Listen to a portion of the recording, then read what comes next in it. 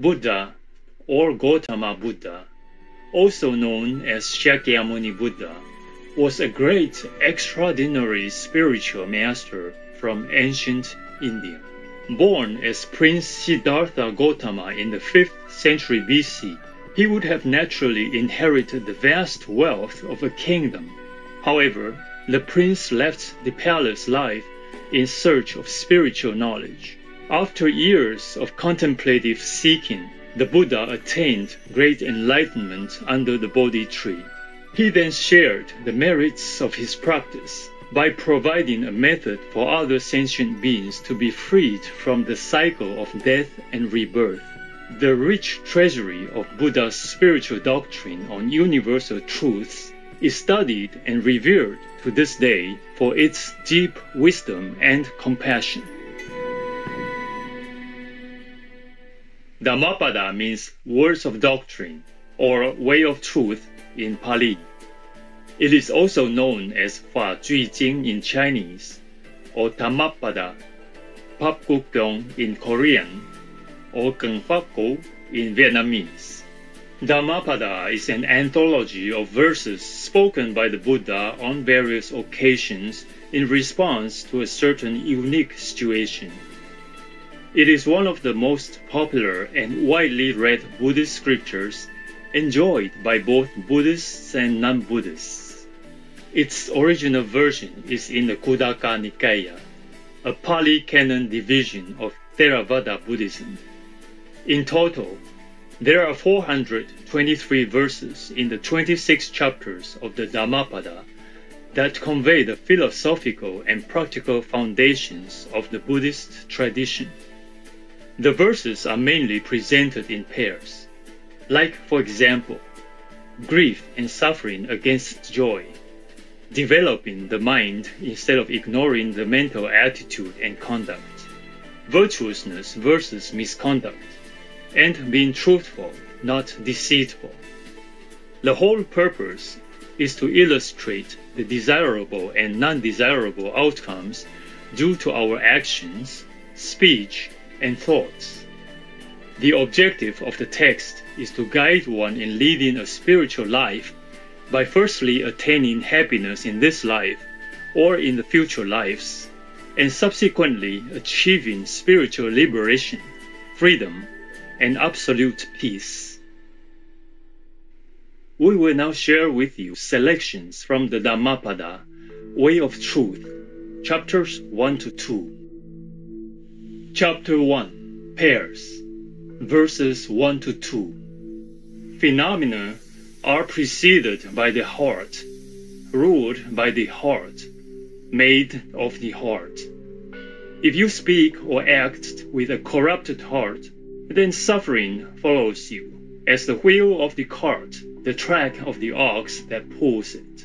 Phenomena are preceded by the heart, ruled by the heart, made of the heart. If you speak or act with a calm, bright heart, then happiness follows you like a shadow that never leaves. Verses 3 to 6.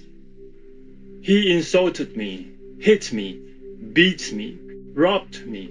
For those who brood on this, hostility isn't stilled. He insulted me, hit me, beat me, robbed me. For those who don't brood on this, hostility is stilled. Hostilities aren't stilled through hostility, regardless. Hostilities are stilled through non-hostility. This, an unending truth. Unlike those who don't realize that we are here on the verge of perishing, those who do, their quarrels are stilled. Verses 7 to 8. One who stays focused on the pleasant objects is unrestrained with the senses, knowing no moderation in food, apathetic, unenergetic. Mara overcomes him as the wind a weak tree. One who stays focused on impurities of the body is restrained with regard to the senses, knowing moderation in food, full of conviction and energy. Mara does not overcome him, as the wind a mountain of rock. Verses 9 to 10. He who, depraved, devoid of truthfulness and self-control, puts on the ochre robe doesn't deserve the ochre robe. But he who is free of depravity, endowed with truthfulness and self-control, well established in the precepts, truly deserves the ochre robe. Verses 11 to 12. They take untruth for truth. They take truth for untruth. Such persons can never arrive at the truth, for they hold wrong views. They take truth for truth. They take untruth for untruth. Such persons arrive at the truth, for they hold the right views. Verses 13 to 14. As rain seeps into an ill-thatched heart, so passion, the undeveloped mind. As rain doesn't seep into a well-thatched heart, so passion does not, the well-developed mind. Verses 15 to 18. Here he grieves hereafter. In both worlds the wrongdoer grieves.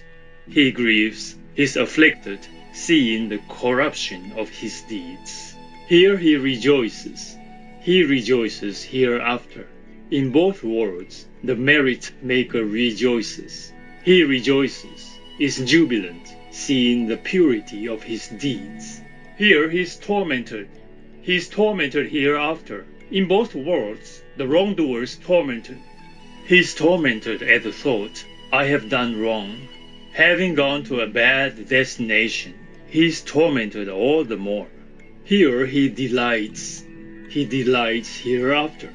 In both worlds, the merit maker delights.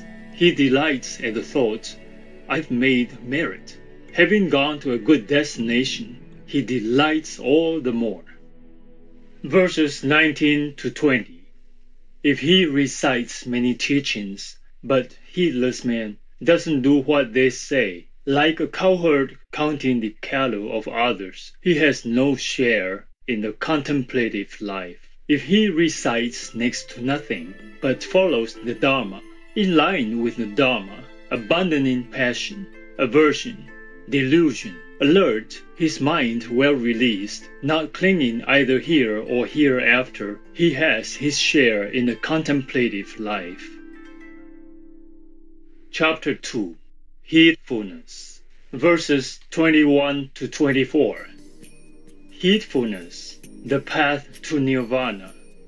Heedlessness, the path to death. The heedful do not die. The heedless are as if already dead. Knowing this as a true distinction, those wise in heedfulness rejoice in heedfulness, enjoying the range of the noble ones. The enlightened, constantly absorbed in jhana, persevering, firm in their effort, they touch unbinding, the unexhaled rest from the yoke. Those with initiative, mindful, clean in action, acting with due consideration, heedful, restrained, living the Dharma, their glory grows. Verse 25. Through initiative, heedfulness, restraint, and self-control, the wise would make an island no flood can submerge. Verse 26. They are addicted to heedlessness, dullards, fools, while one who is wise cherishes heedfulness as his highest wealth. Verse 27. Don't give way to heedlessness or to intimacy with sensual delight, for a heedful person absorbed in jhana attains an abundance of ease. Verse 28. When the wise person drives out heedlessness with heedfulness, having climbed the high tower of discernment, sorrow-free, he observes the sorrowing crowd as the enlightened man, having scaled a summit, the fools on the ground below. Verse 29. heedful among the heedless, wakeful among those asleep, just as a fast horse advances, leaving the weak behind, so the wise. Verse 30. Through heedfulness, Indra won to lordship over the devas. Heedfulness is praised, heedlessness censured, always. Verses 31 to 32. The monk delighting in heedfulness, seeing danger in heedlessness, advances like a fire, burning fetters great and small. The monk delighting in heedfulness, seeing danger in heedlessness, incapable of falling back, stands right on the verge of unbinding. Wonderful viewers, thank you for your company on today's selections from the Dhammapada, Way of Truth, chapters 1 to 4, part 1 of 2, on words of wisdom.